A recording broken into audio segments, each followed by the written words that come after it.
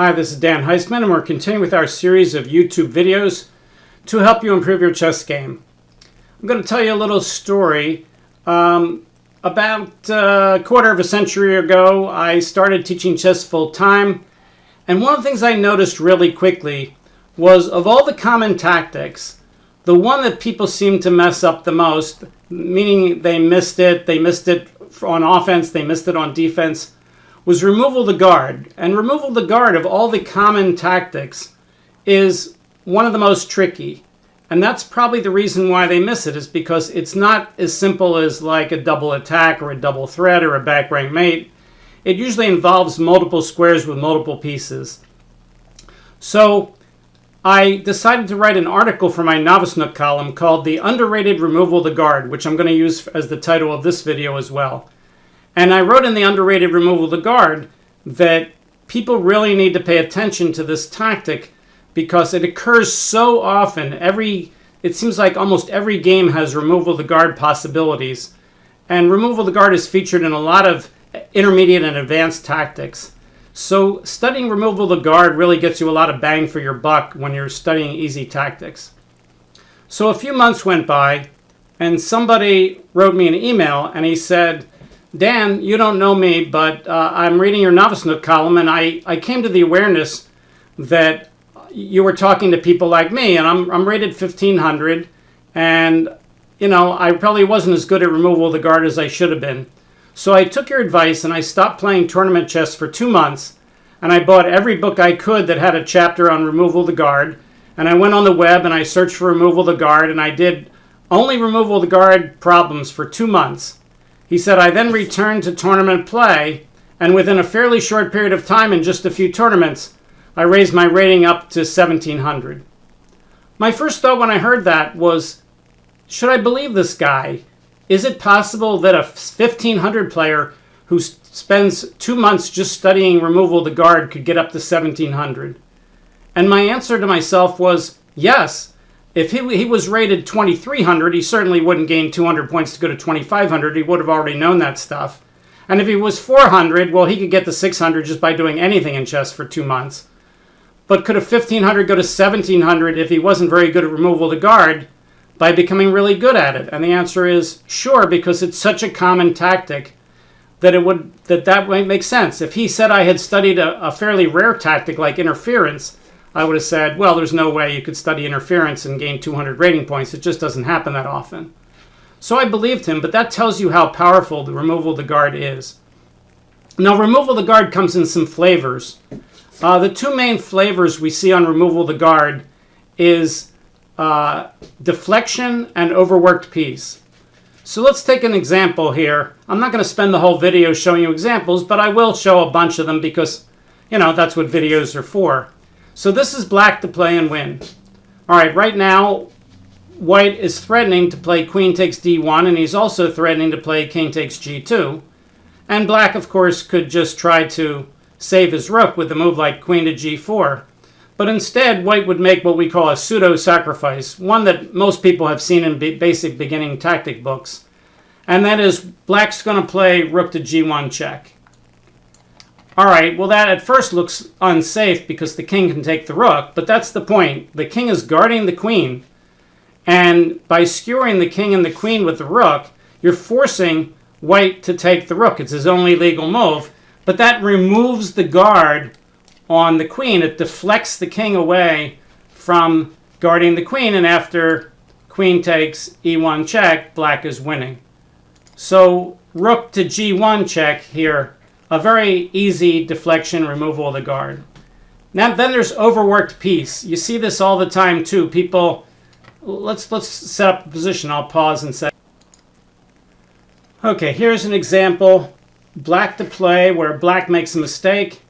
He plays h6. Okay, that looks safe. The pawn on h6 is guarded once and it's attacked once. The knight on f6 is attacked twice and guarded twice. The problem is white can play knight takes f6 check. Well, clearly black can't take with the queen, so he has to take with the bishop, but the bishop is overworked. It's trying to guard f6 and h6, and when black plays bishop takes f6, white plays bishop h6 winning a pawn and attacking the rook. And of course, black will save the rook by either moving the rook or moving the bishop back. But white has won a pawn.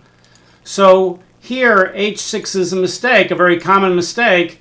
Knight takes f6 is removal of the guard. What kind of removal of the guard? It's overworked piece.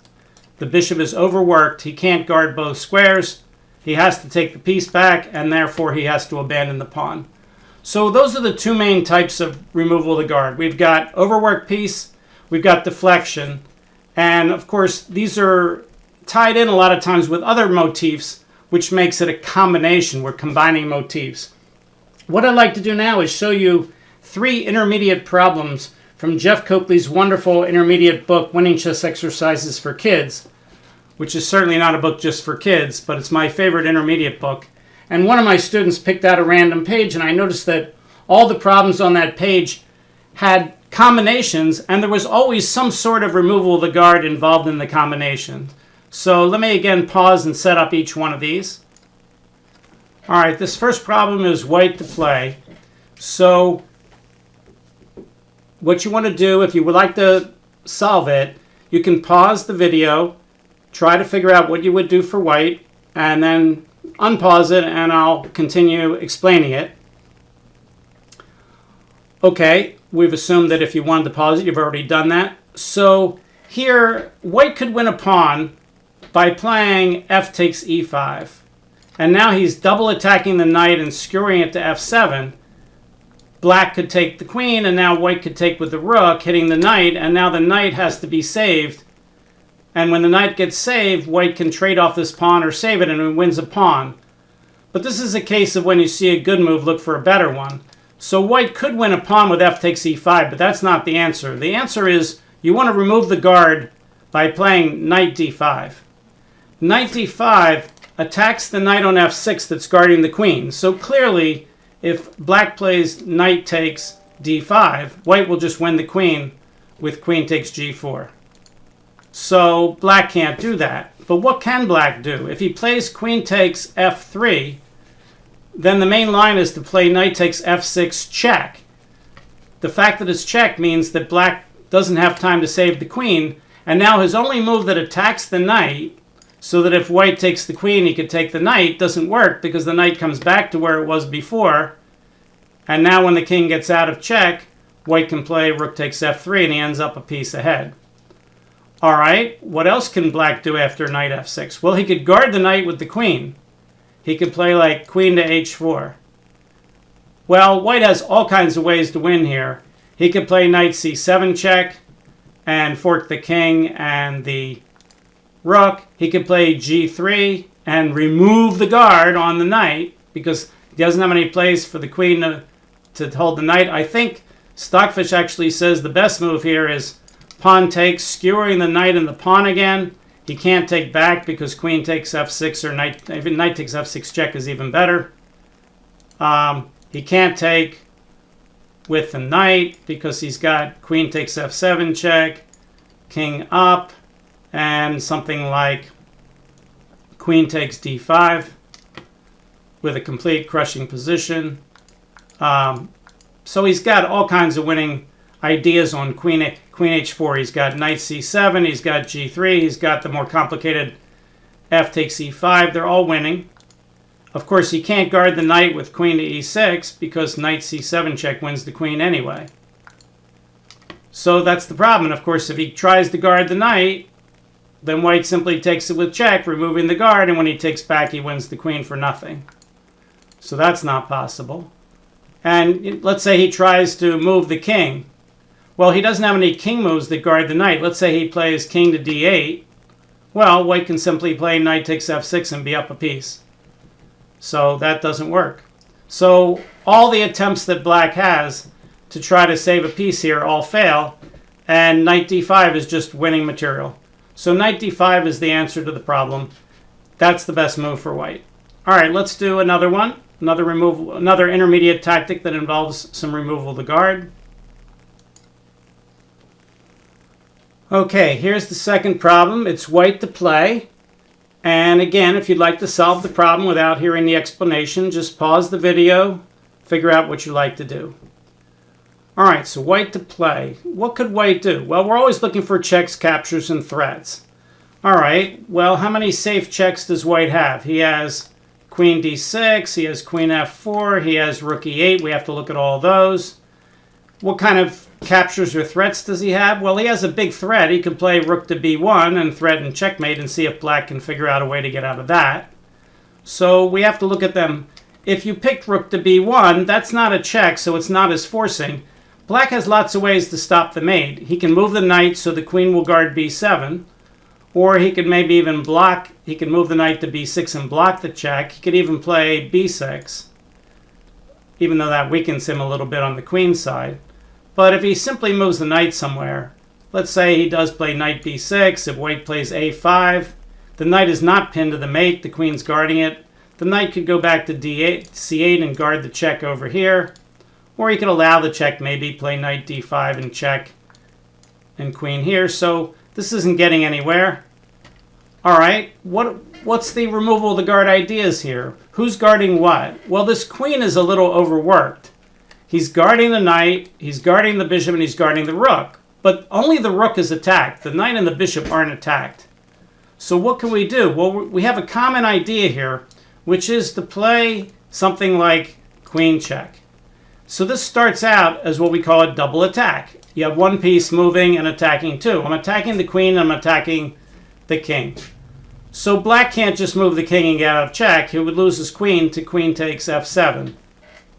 So black has to do something to save the queen. Well, there's only two moves to do that. One is queen takes f4, and the other is knight to e5. So we have to look at those two moves, otherwise he loses the queen. All right, well, the easy one is queen takes f4, and you see this pattern a lot. The queen is now removed from the guard of the rook. Well, normally you can't take a rook and just give up your queen, but here taking the rook is check, and that's the whole difference. Once we remove the guard of the rook, and we play rook takes e8 check, when he gets out of check, we have time to take the queen, and voila, white's up an entire rook. All right, but what about knight to e5? Well, now we've got the fact that the knight is both guarding the queen and it's pinned, and the rook can take the rook. So what's the correct move order here for white to take advantage?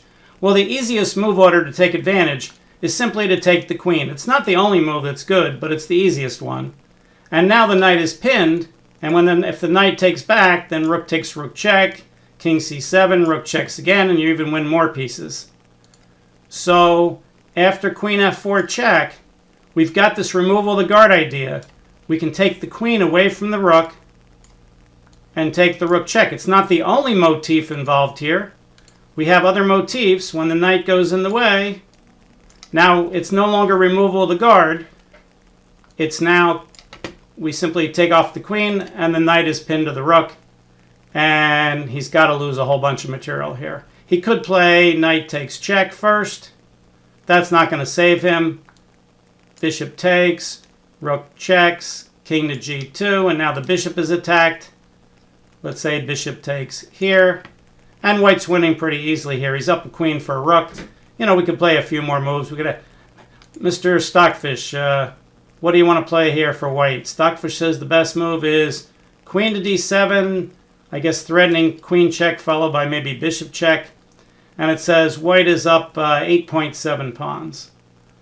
Okay, if we go back to the position where white played queen takes f7, let's ask Stockfish what's the other good moves here. Stockfish, could you just take... Stockfish says the best idea is to remove the guard, again, with rook takes e5. Now black can take two different ways. He can play bishop takes or rook takes, but then he loses the queen for nothing, and he doesn't even get the rook down here. And unfortunately, if he plays queen takes queen, then rook takes rook check again, because the queen has been removed as the guard, and after king up, we take the queen, and now we're up a rook and a piece. I'm sure there's other... After knight e5, there's probably not 6 or 7, but there's probably several. Yeah, you can see white has 3 captures that'll win.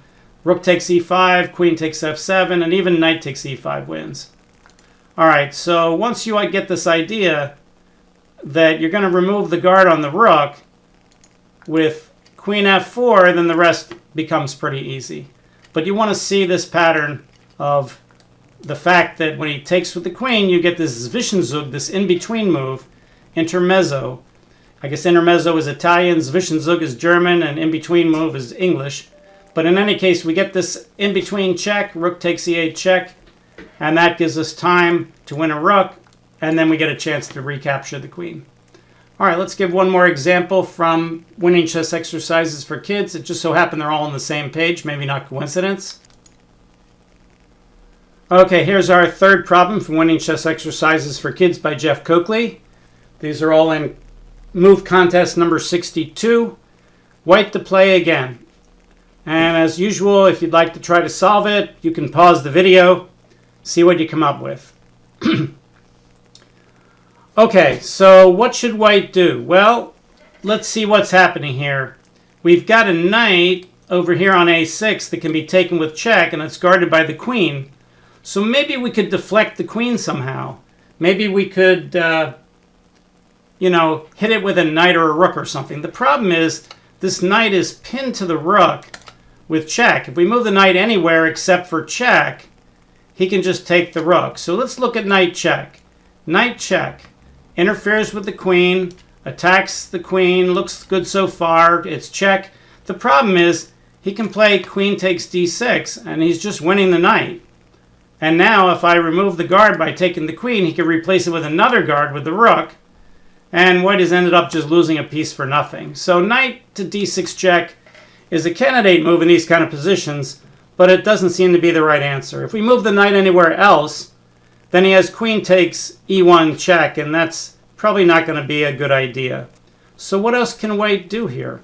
Well, it turns out what white can do is set up what Charles Hurtan calls the sneaky pin. We've looked at several ideas where you could do an in-between move, and this is going to be one of them. So Charles Hurtan came up with this idea of sneaky pin, which is it's not so much that you're going to try to win a pin piece, it's you're going to try to win something that the pin piece is no longer guarding. So here we have that same kind of Zwischenzug where we can attack the queen, and if he takes our queen, it removes the guard with check, just like in the last problem. So the move is queen to g4. And the easy solution, the easier one is, what happens if he takes the queen? Well, this gives us time to take the knight with check, and the king has no moves that get out of check that attack a piece. So when he gets out of check, we now have time to take off the queen, and if he tries to repin the knight over here with rook to e8, white can just play bishop d3, and white ends up a piece ahead. So after queen to g4, the threat is to play bishop takes check, but the queen is hanging. For instance, if the king unhangs the queen with king here, well, the queen's still pinned. I can play bishop takes a6 and win a piece, or I could trade queens first and win a piece. If the king tries to guard the knight, of course, I can just take the queen, so we can't do that. And if he tries to guard the queen with the rook, I can just take the knight with check, and here's the sneaky pin. He can't play queen takes a6, it's illegal. That leaves only one defense, and that's the main defense, and that is to play bishop to f5. All right, well again, white has bishop takes a6 check. And if black plays queen takes a6, then queen takes f5 check. But what happens if black simply moves out of the pin? What happens if black simply plays a move like king to b8? Now he's attacking the bishop and he's attacking the queen. So white has to do something kind of clever. If he plays queen e2 trying to guard the bishop, then black can counterattack and play something like rook to e8. So even though queen e2 is possible, the easiest thing for white to do here is to counterattack the rook. This now becomes a counting problem. So now he's allowing black to win the knight, but he's attacking the rook. And if the rook takes time to move, then let's see here. Let's ask the engine what's white's best move. White's up a piece right now. He can still play bishop d3, and if black tries to win it with bishop takes, he's got the queen and the rook in the wrong order. white can just play rook takes, skewering, and even though black can win more pieces than white will, he'll have to give up his queen to do that. So that's a counting problem, and black's got a problem in that position. So after queen g4, bishop to f5, bishop takes a6 check. Again, if queen takes, so that removes the guard on the bishop. This is that overworked piece we were talking about before. The queen is guarding the knight and he's guarding the bishop. Looks like they're both safe, but I'll simply take one, and it's check. He doesn't have time to take the queen, and as I said, if he plays there, it removes the guard. If he moves the king, that removes the guard from the rook and gives white time to save his queen and attack the rook, and that gives him time to end up ahead. So in all of these three puzzles, we see these removal of the guard ideas. Here, by pinning the queen, it removes the guard on the knight, and the knight has nowhere to go. If the knight plays to c5 to guard the queen, well, we can simply play knight takes c5, and the rook is now guarded by the pin. The queen's pinned and can't go off the diagonal, and nothing can recapture the knight, and if queen takes queen, well, simply pawn takes, and white has emerged up a piece again. So after queen g4, the knight is attacked, but also the queen is attacked, and he just can't save both. Let's say he plays rook to d6. Well, now I can play knight takes d6 check, and again, he can't play the queen takes rook. The rook is guarded by the fact that the queen is pinned, and he's just losing everything here. He'd have to play king up, and then queen takes queen check. It's guarded by the rook, and he's losing his whole army. So rook d6 is not possible.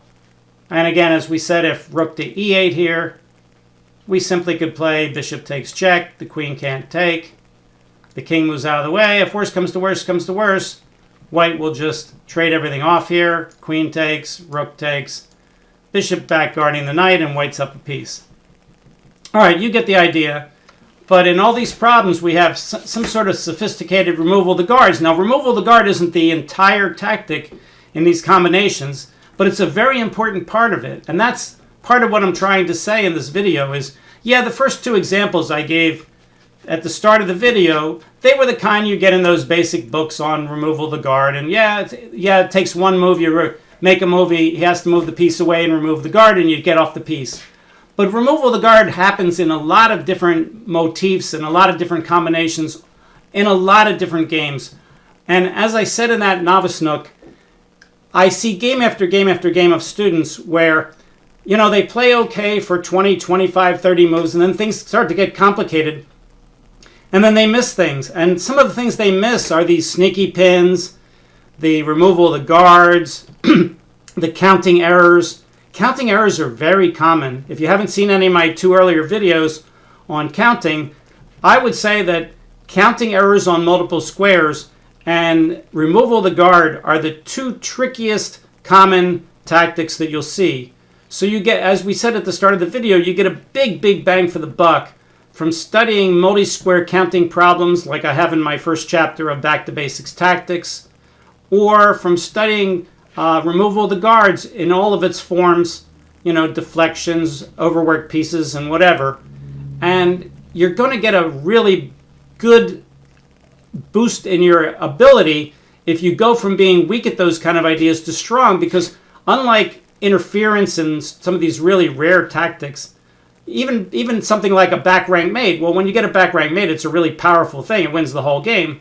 But if you're playing decent players, they don't give you too many back rank mates very often. But during the game, there's a lot of opportunities for, you know, multiple square counting sequences or for removal of the guards. And if you don't see them and your opponent does, that's very often all it takes to win a game. So as I said in the Novice Nook, you get a big bang for the buck from studying those kind of common yet trickier kinds of tactics. And you can find them in regular removal of the guard in almost every basic tactics book. And it's always a good idea to do these regular basic tactics over and over again.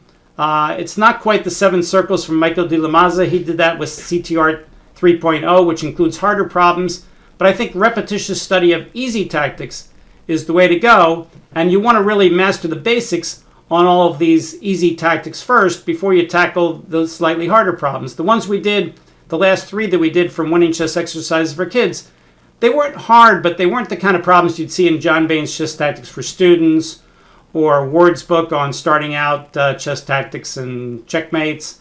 Bobby Fischer Teaches Chess. It's one step above that. They're not hard problems. They're not the kind of problems that Gary Kasparov would be proud to show you. They're intermediate tactic problems, but you want to master the basics first before you go on to intermediate problems. Okay, good stuff. If you have not subscribed to the channel, you can. Even more important than subscribing, though, is to tell your friends. We recently got to 100,000 hits on my channel. Our next goal is to get 1 million hits. Well, that'll take a few years, I'm sure, but if you tell all your friends that we've got a great channel here with a lot of information to help them get better at chess really quickly, that's the best thing you could do. You could also like the video, of course, which I really appreciate. All right, we'll see you next time. Thanks a lot. Bye.